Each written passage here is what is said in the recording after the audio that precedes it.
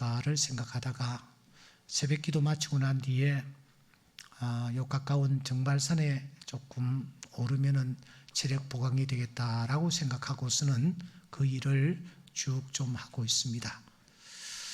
요즘은 해가 좀 늦게 뜨기 때문에 새벽 기도를 마치고 올라가도 어두움이 아직까지 가시지 않고, 그리고 동네도 아주 조용합니다. 며칠 전에 산에 올랐습니다. 그런데 아주 사방이 조용한 가운데 있었는데 저쪽에서 한 분이 제게로 가까이 오면서 혼자서 좀 중얼거리는 거예요.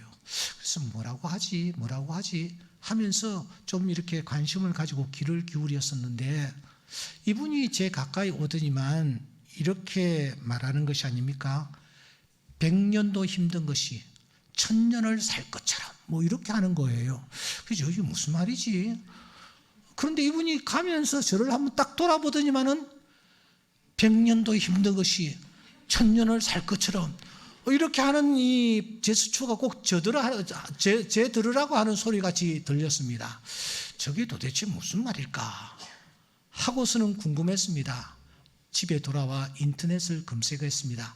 100년도 힘든 것이 1000년을 살 것처럼 탁 치니까 나훈아 이렇게 나오는 거예요. 알고 보니까 나훈아 씨가 부른 노래가 하나 있는데 그게 공이라는 노래인데, 그 노래의 가사의 일부분이 100년도 힘든 것이 1000년을 살 것처럼 그런 곡이구나 하는 것을 제가 비로소 알게 되었습니다.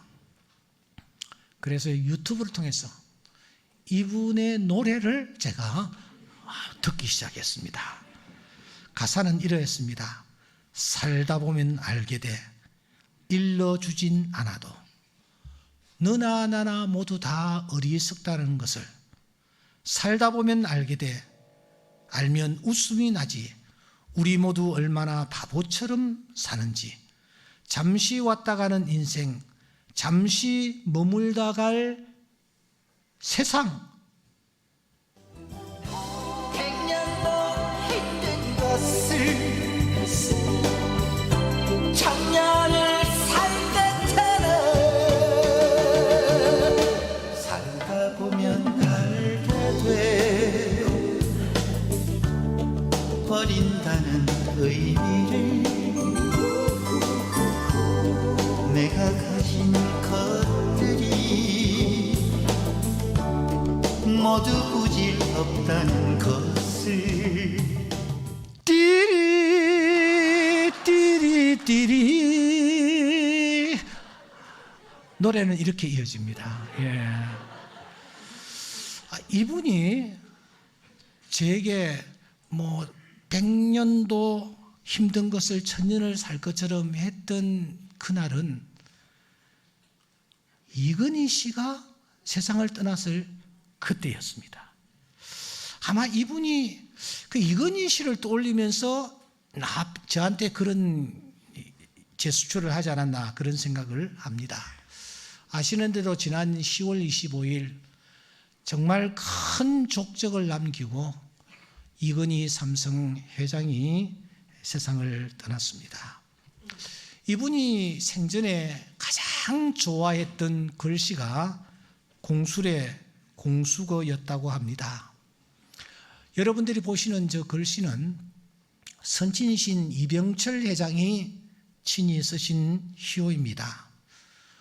이병철 회장은 이 글자를 써서 자기 사무실에 두고 평생을 늘 바라보면서 집무를 했다고 합니다.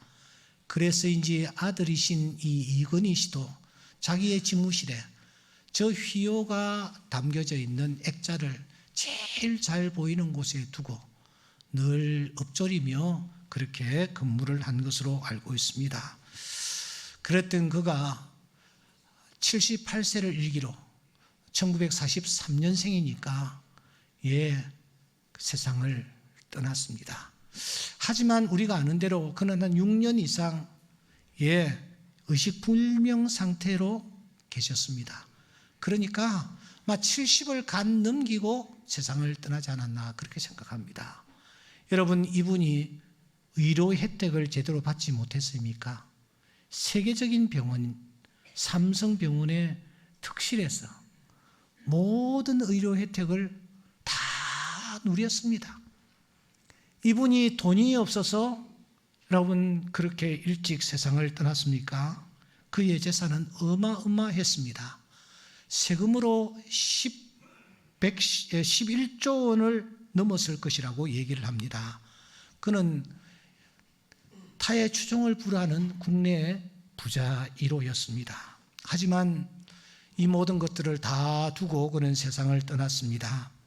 엊그제 출상하는 모습을 제가 화면을 통해서 쭉 지켜보면서 저도 모르게 알렉산더 대왕을 떠올렸습니다.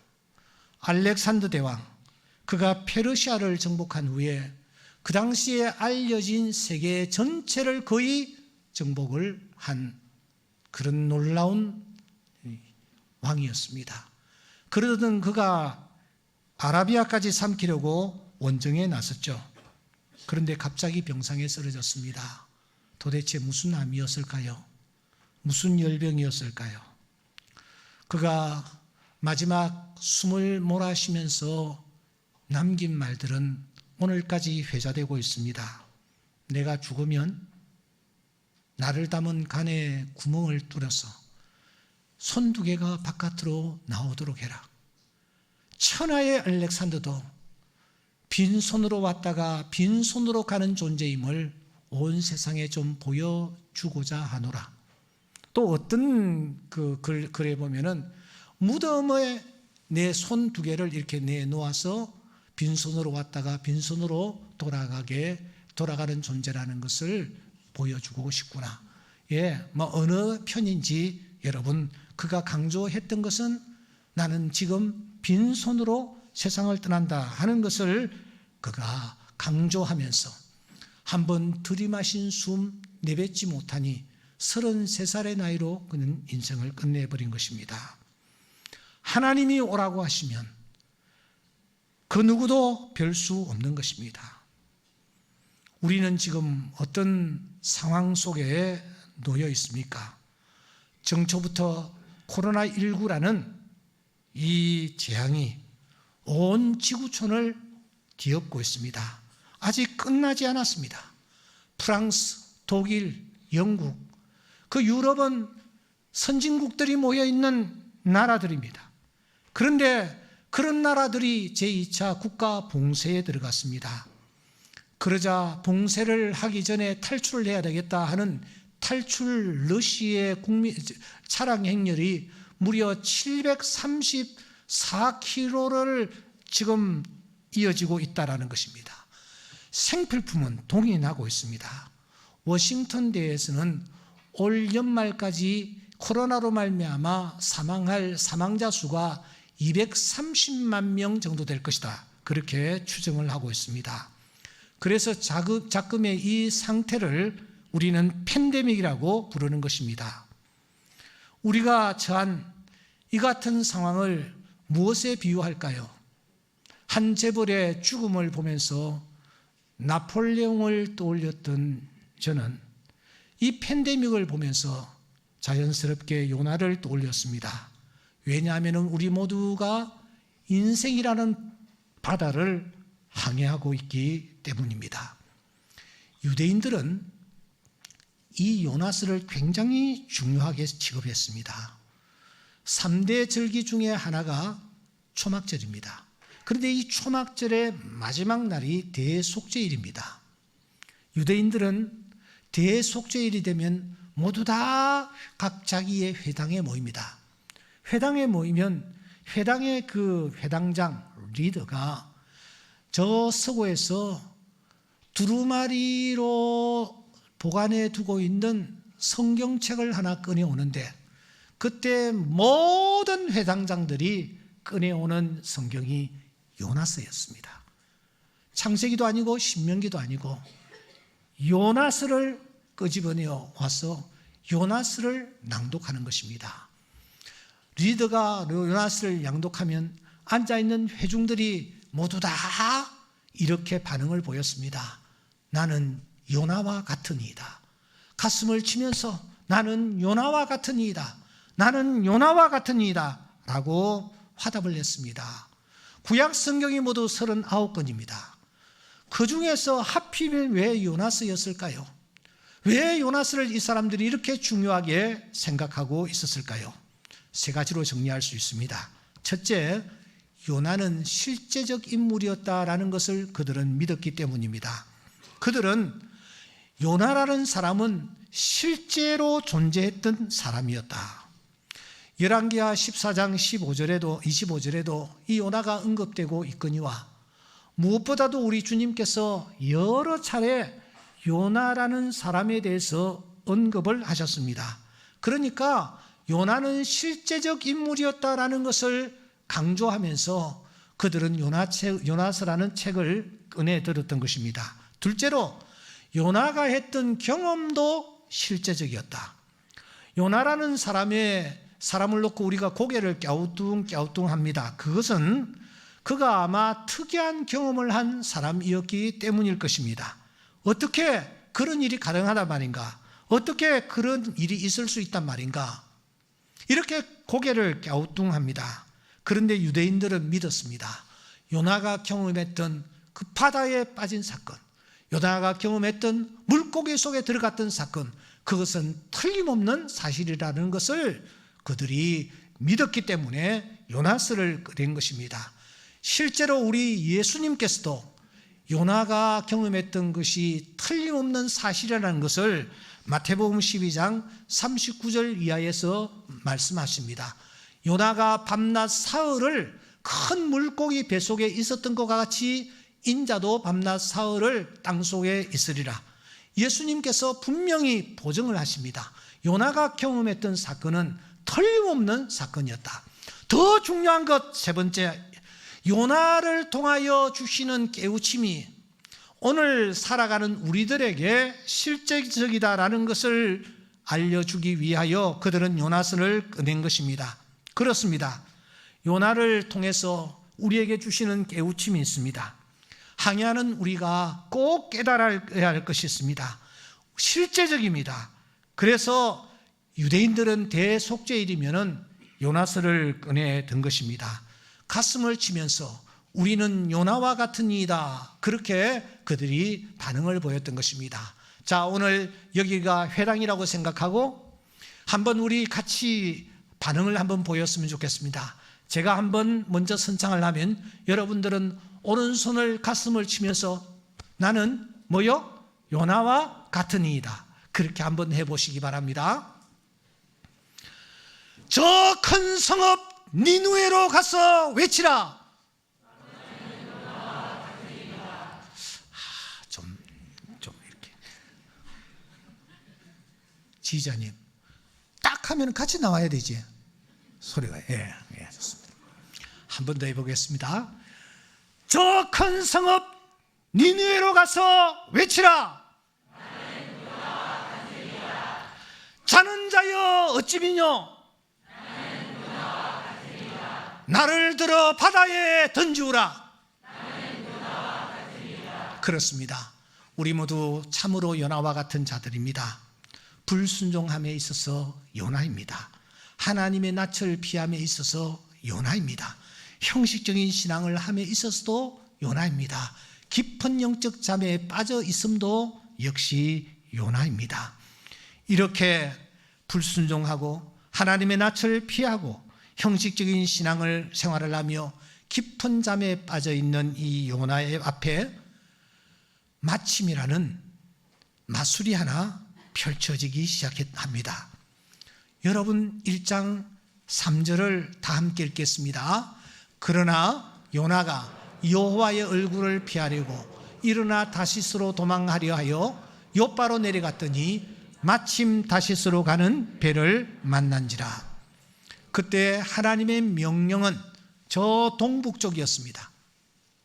그런데 요나는 서북쪽을 향하고 있습니다.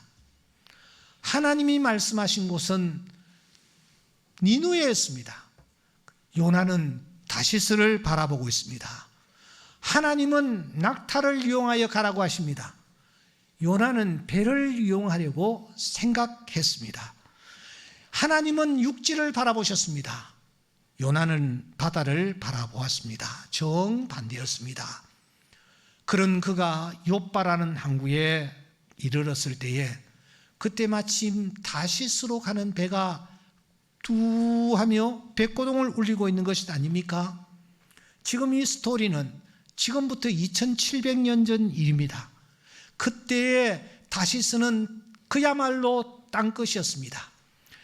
예루살렘 옆에 있는 욥바 항구에서 저 로마로 가는 배도 없었을 시대 땅끝 저 다시스로 가는 배가 있었다. 이것은 정말 행운이 아닐 수가 없습니다. 그것도 이 요나가 내려갔을 때에 마침 그때에 이 다시스로 가는 배가 지금 이 요나를 향하여 손짓을 하고 있는 것입니다. 요나는 까무러칠 정도로 놀랐습니다. 이야, 세상에 이런 행운이 어디 있는가? 세상에 이런 우연이 어디에 있는가? 그래서 그는 이 마침이라는 마술에 걸려버렸습니다. 이 마술에 한번 걸리니 그게 눈속임이 아니고 실제라고 단정해버립니다. 이제 걱정할 것이라고는 하나도 없는 것입니다. 한때 기도도 해보았습니다. 그러나 이제는 그렇게 할 필요를 느끼지를 않습니다. 그냥 가장 안전한 곳인 배 제일 아랫부분에 내려가 깊은 잠에 빠져들었습니다. 한숨 푹 자고 일어나면은 자신의 목적지인 다시스에 이 배가 나를 내려놓을 것이라고 확신하면서 말입니다.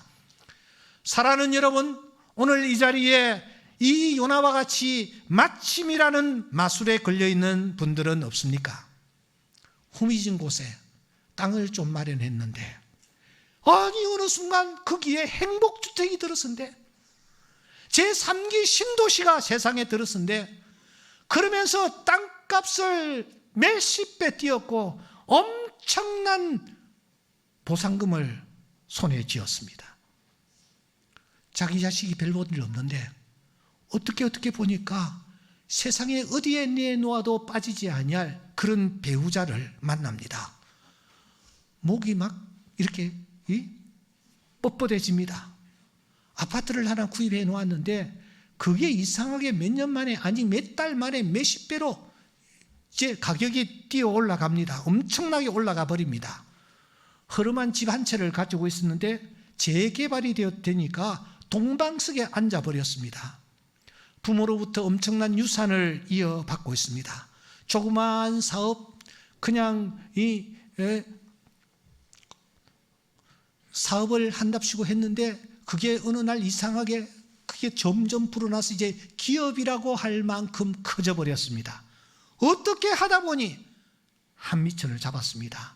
모든 게 잘 풀려나갑니다. 계획했던 것보다 훨씬 더 성공적입니다. 순조롭습니다. 나는 왜 이렇게 복이 많을까? 그래서 그때부터 기도가 점점 짧아집니다. 예배도 등한시하게 됩니다. 점점 영적 깊은 잠에 빠져 들어가고 있습니다. 여러분, 그러나 기억하십시오. 이 모든 것이 다 마침이라는 마술이라는 것을 말입니다. 마침은 신기루와 다를 바가 없습니다. 그래서 곧 실체가 드러나고 마는 것입니다. 아니, 이 마침에 걸려있는 사람을 하나님은 그냥 두지 않습니다. 반드시 찾아오셔서 그를 깨우시기 때문입니다. 1장 4절입니다. 바다 가운데 큰 폭풍이 일어나 배가 거의 깨지게 된지라. 바다가 점점 흉룡한지라. 바다가 그들을 향하여 점점 흉룡함으로 능히 못한지라. 하나님이 개입하십니다. 풍랑을 통해 이 마침이라는 마술에 걸려있는 요나를 깨우십니다. 대풍을 이용하여 다시 깨우십니다. 그래도 깨지 아니하니 점점 더 강한 바람과 파도로 그를 깨우십니다. 그래도 일어나지 않습니다. 그때 하나님은 사람까지 동원하십니다. 선장을 배 밑창까지 내려보내셔서 그를 흔들어 깨우십니다. 자는 자여 어찌미뇨 하며 말입니다.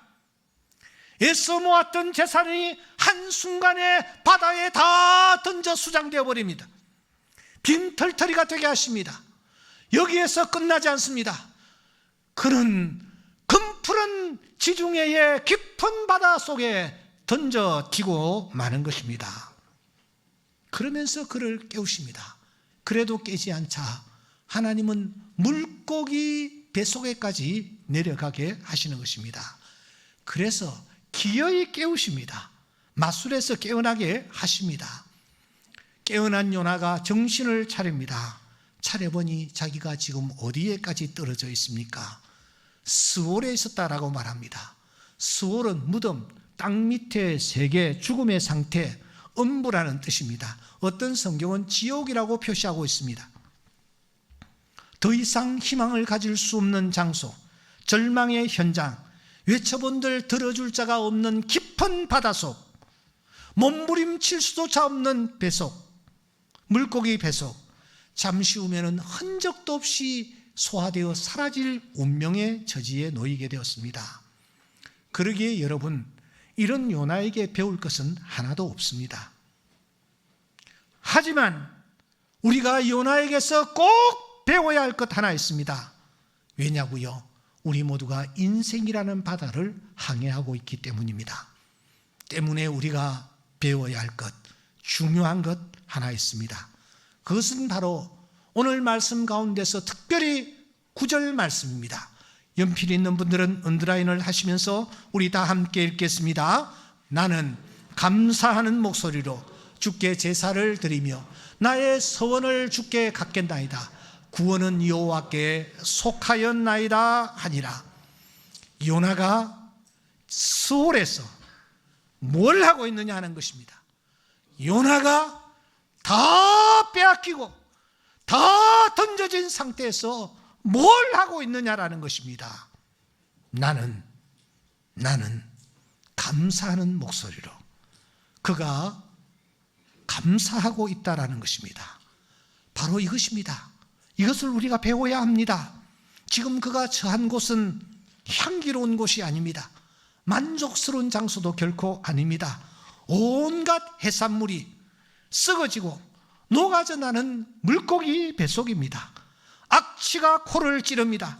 호흡을 할래야 할 수 없는 그야말로 생지옥입니다. 탈주의 희망이 살아는 여러분 전무한 장소입니다. 쓸개는 쓴 즙을 쏟아내고 있습니다. 그 큰 위는 이 갑자기 들어온 이물질을 소화시키기 위해서 온 힘을 다해 수축 작업을 하고 있습니다.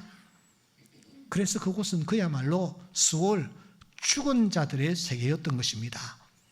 그런데 그곳에서 요나가 무엇을 하고 있습니까? 감사하고 있습니다. 도대체 무엇을 놓고 그가 감사하고 있단 말입니까? 6절을 주목하십시오.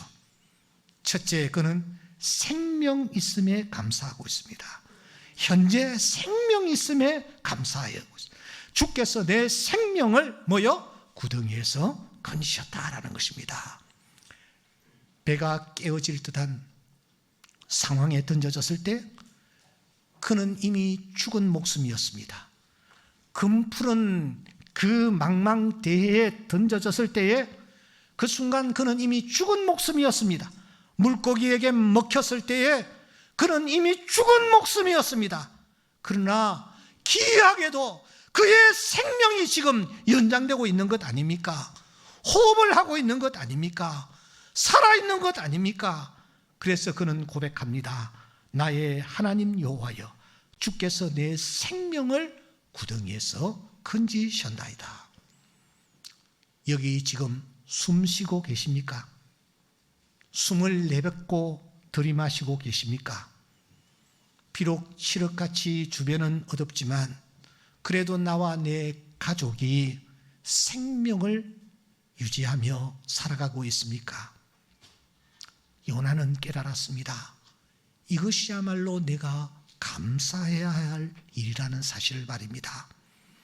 전도서 9장 4절에 보시면 모든 산자들 중에 들어있는 자에게는 누구나 소망이 있으면 산 개가 죽은 사자보다 낫기 때문이니라. 개똥밭에 굴러도 이승의 악착같이 발붙이고 하루 1분 1초라도 더 살고 싶어하는 게 인생입니다. 오늘 우리가 누리는 이 하루는 한국의 대재벌 이건희 씨가 그렇게 밟고 싶어하던 밟아보고 싶어하던 바로 그날입니다. 여러분, 우리 또한 험난한 바다를 항해하면서 나도 모르게 불순종할 때는 얼마나 많았습니까?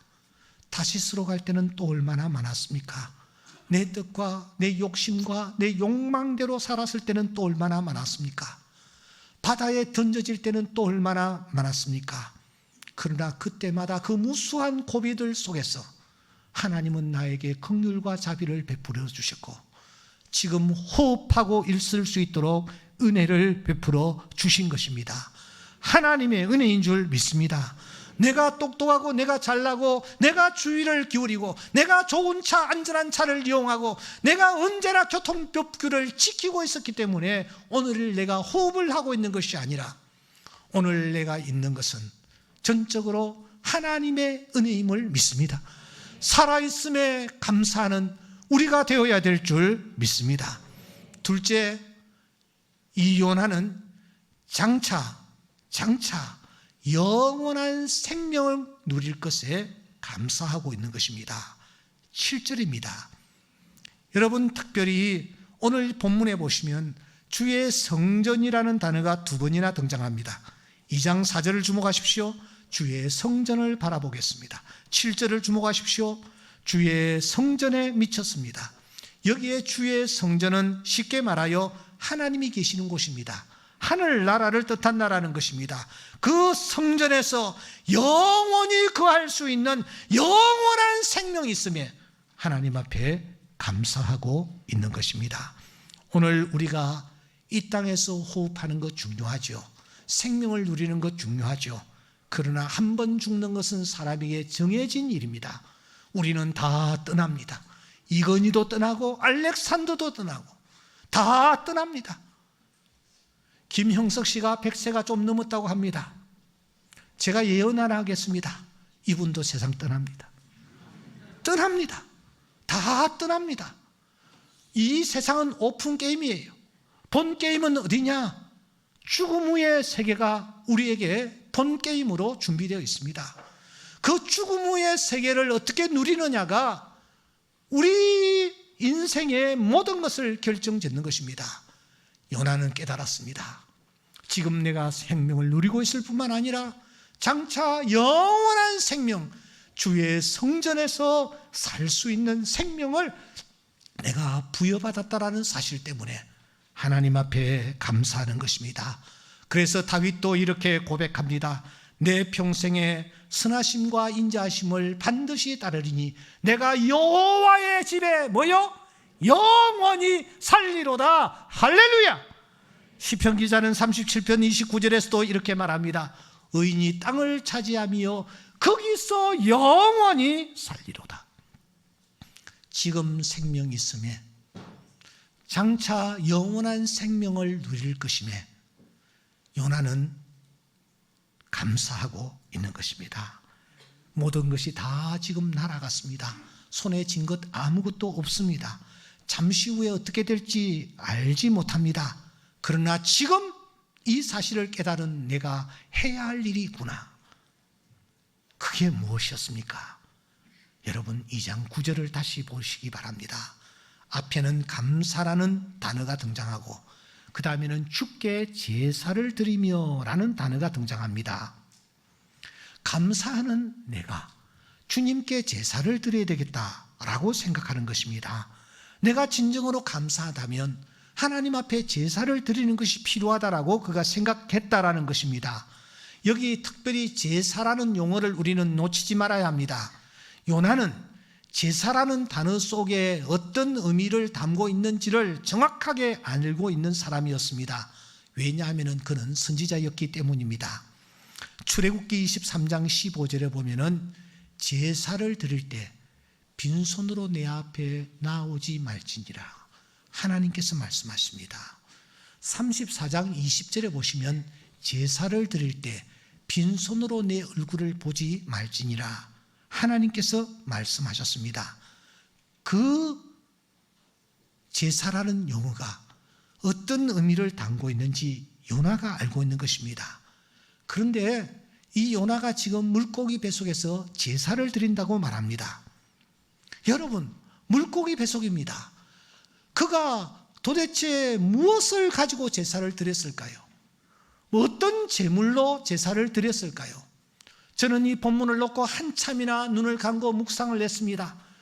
요나의 상황을 이렇게 살피면서 도대체 그때 그가 어떤 제사를 드렸을까? 어떤 제물을 가지고 하나님 앞에 나아갔을까? 옷을 그가 벗어서 하나님 앞에 드렸을까? 아니면은 다시스 가기 위해서 분명히 노잣돈을 마련했을 텐데 그 호주머니에 들어있는 노잣돈을 하나님 앞에 바쳤을까? 아니면은 이 반지, 지환을 빼서 하나님 앞에 바쳤을까? 무엇을 바쳤는지 알 수 없지만 그는 하나님 앞에 분명한 것은 제물을 드리며 바쳤다라고 그가 증언하는 것입니다. 제사라는 단어를 썼기 때문입니다. 하나님 앞에 이렇게 제사를 드렸을 때에 하나님은 그를 외면하지 아니하셨습니다. 놀라운 일을 행하셨습니다. 여러분, 그가 하나님 앞에 감사했을 때에 어떤 일이 일어났습니까? 2장 10절 우리 다 함께 읽겠습니다. 여호와께서 그 물고기에게 말씀하시매 요나를 육지에 토하니라. 이것은 무엇을 뜻합니까? 하나님이 요나의 제사를 받으셨다라는 뜻입니다. 그 어려운 환경, 처참함 속에서도 감사하는 모습을 하나님이 보시고 감사의 제사를 받으셨다라는 것입니다. 그에게 은혜를 베풀어 주셨습니다. 그렇습니다. 감사는 기적을 일으킵니다. 감사의 열매는 기적입니다. 우리가 하나님 앞에 감사할 때에 하나님은 우리에게 무엇으로 응답하시느냐? 기적으로 응답하시는 줄 믿습니다. 이제 말씀을 정리하겠습니다. 사랑하는 여러분, 우리가 어떤 상황에 놓였다 할지라도 우리는 두 가지 놀라운 감사의 조건을 가지고 있습니다. 지금 살아있다라는 거예요. 아멘입니까? 장차 우리는 영원한 생명을 누리게 될 줄 믿습니다. 이 사실 때문에 요나가 하나님 앞에 감사했을 때에 하나님께서는 그에게 놀라운 은혜를 베풀어 주셔서 바닷속에 있는 물고기를 명하사 그를 육지에 토해내도록 은혜를 베풀어 주시는 것입니다. 우리가 이 두 가지 앞에서 요나처럼 감사한다면 우리도 이런 기적을 맛보게 될 것입니다. 하나님께서 우리에게 찾아오셔서 은혜를 베풀어 주실 것입니다. 다니엘서 6장 10절에 보니 다니엘이 조서의 의인 지킨 것을 알고도 하나님 앞에 감사했습니다. 그때 어떤 기적이 나타났습니까? 사자굴 속에 그가 던지워졌지만 하나님께서 사자의 입을 봉하사 다니엘을 안전하게 지켜주신 것입니다. 우리 주님께서 죽은 지 날이나 되온 냄새가 나는 나사로 앞에서 하나님을 바라보며 감사했을 때에 어떤 역사가 나타났습니까? 냄새나는 나사로가 걸어나오는 놀라운 기적을 나타난 줄 믿습니다. 지금 군중이 5,000명 이상 굶주리고 있는 상황 속에서도 하나님, 우리 주님께서는 물고기 2마리와 보리떡 5개를 가지고 하늘을 바라보며 축사했을 때에, 감사했을 때에 5,000명이 먹고 남는 그런 놀라운 기적이 그 빈들에 나타나게 된 것입니다. 이 모든 사실을 알고 있는 시편 기자는 시편 50편 23절에서 이렇게 말합니다. 다 같이요. 감사로 제사를 드리는 자가 나를 영화롭게 하나니 그의 행위를 옳게 하는 자에게 내가 하나님의 구원을 보리라. 아멘. 하나님의 구원은 기적을 뜻합니다. 감사로 제사를 드리면 기적을 맛보게 된다라는 것입니다. 오늘 우리가 추수감사절을 지키고 있습니다. 1년에 한 차례 특별히 감사를 표하는 날입니다. 금년 한 해 코로나19를 우리가 그치면서 여기까지 왔기에 그 풍랑이 너무 거세어서 참 힘든 하루하루였습니다. 하지만 생명은 있지 않습니까? 하지만 영원한 생명을 누리게 될 자들이지 않습니까? 이 사실에 우리가 하나님을 향하여 감사하는 마음 가질 때에 하나님께서 우리가 예측할 수 없는 방법으로 우리 삶에 개입하셔서 우리에게 놀라운 은혜 베풀어 주시고 기적을 맛보게 해 주실 줄 믿습니다. 이 은혜가 오늘 이 추수감사절을 맞이하는 우리에게 가득할 수 있기를 주의 이름으로 축원합니다. 기도드리겠습니다.